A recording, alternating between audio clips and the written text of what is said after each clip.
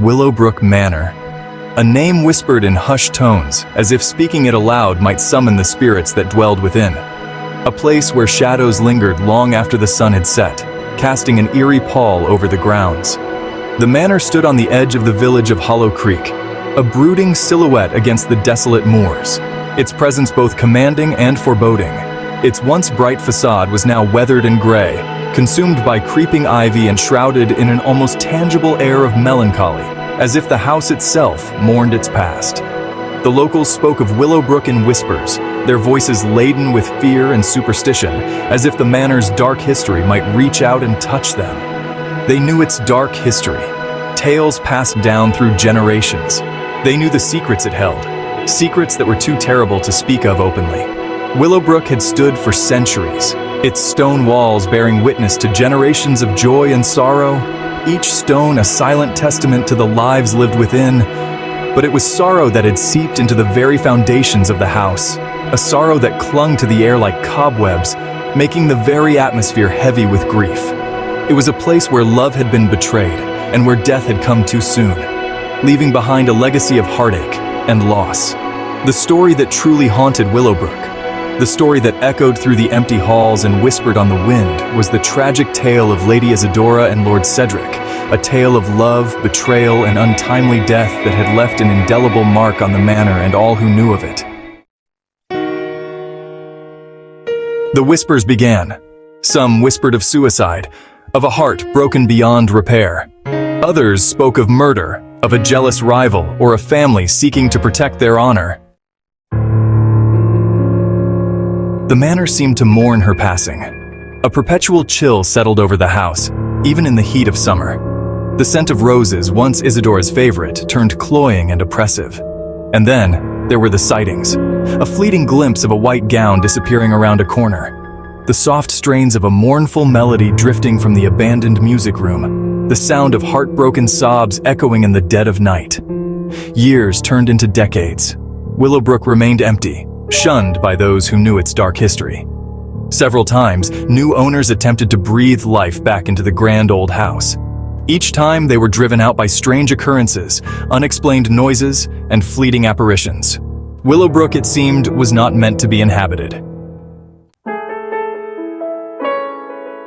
Eliza, a young woman with a heart full of hope and a pragmatic mind, arrived at Willowbrook on a blustery autumn afternoon. She had accepted the position of governess to the young nephew of the manor's latest owner, a distant relative of the original family who had inherited the estate after a long line of unfortunate souls had tried and failed to break its curse. Eliza was aware of Willowbrook's reputation. She had heard the whispered tales of hauntings and misfortunes, but she was a woman of science and reason. She refused to be swayed by superstition and idle gossip. But as the days turned into nights, Eliza began to question her own skepticism. The atmosphere at Willowbrook was heavy with a palpable sense of sorrow. A coldness clung to the air, seeping into her bones despite the warmth of the fires that blazed in every hearth. And then there were the sounds. Footsteps pacing the hallway outside her room when she knew she was alone. A chill ran down Eliza's spine as a cold spot settled in the room, centered around the antique vanity table. The air seemed to thicken and the temperature dropped noticeably, making her breath visible in the dim light. There, shimmering as if beckoning her forward, lay a beautifully bound leather-bound diary. It seemed to pulse with an eerie glow, drawing her closer with an almost magnetic pull. It was ornate, with a silver clasp and the initials ID engraved on the cover. Isadora.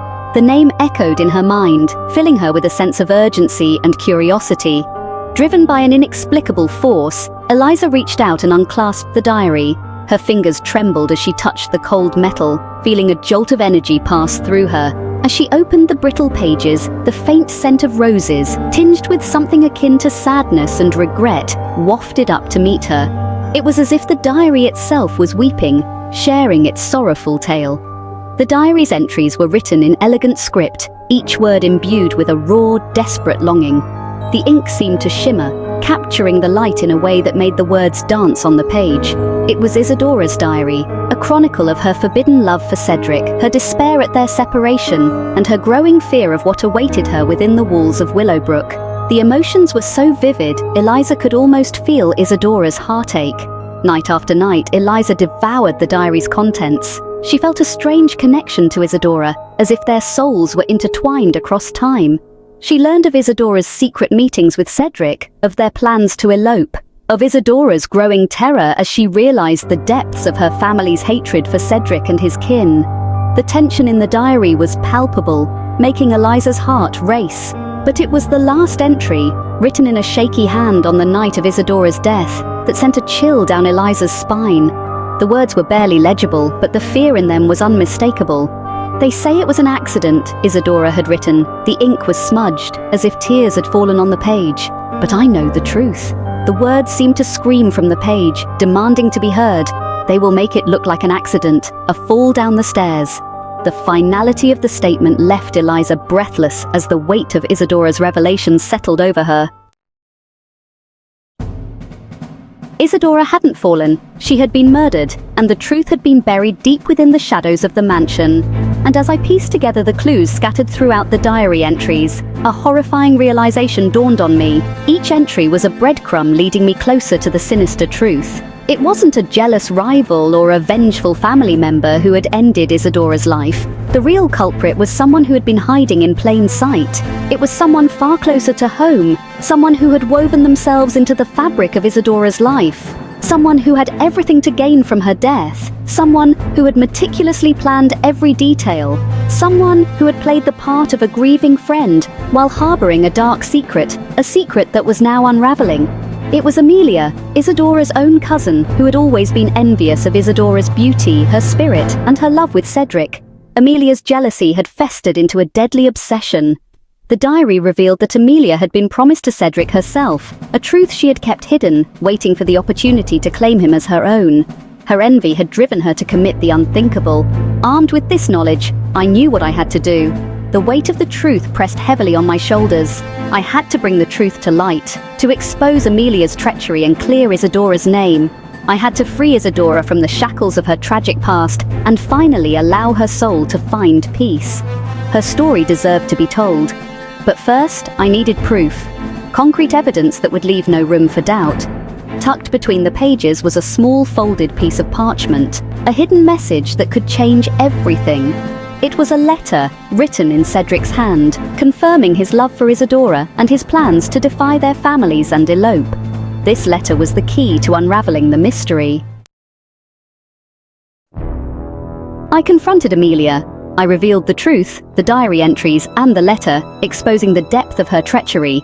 Armed with the truth, I challenged the darkness that had clung to Willowbrook for centuries. Amelia, her face contorted in a mask of rage and despair, confessed.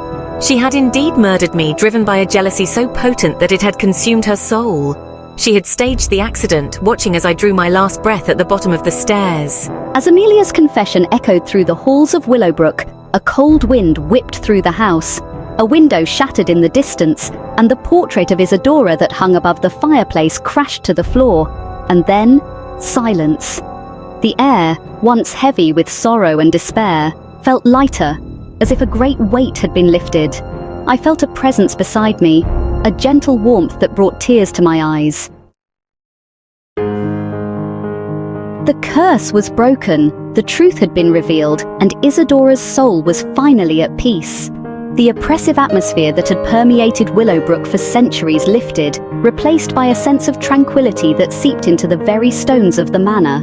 Amelia met her end in an asylum, her mind shattered by the weight of her own guilt and the haunting memory of Isadora's vengeful spirit. Willowbrook was finally at peace, its dark history laid to rest. The village of Hollow Creek, once wary of the manor on the hill, slowly began to embrace it once more. The gardens were restored to their former glory, their vibrant blooms a testament to the enduring power of love and forgiveness. I remained at Willowbrook, no longer a governess but the mistress of the house. Willowbrook Manor stands to this day, a beacon of hope and resilience against the backdrop of the desolate moors. The villagers still whisper tales of its haunted past, but now they are tales tinged with sympathy and respect for Lady Isadora and her tragic fate. And some, on stormy nights when the wind howls through the eaves and the rain lashes against the windows, claim to hear the faint strains of a mournful melody drifting from the manor on the hill.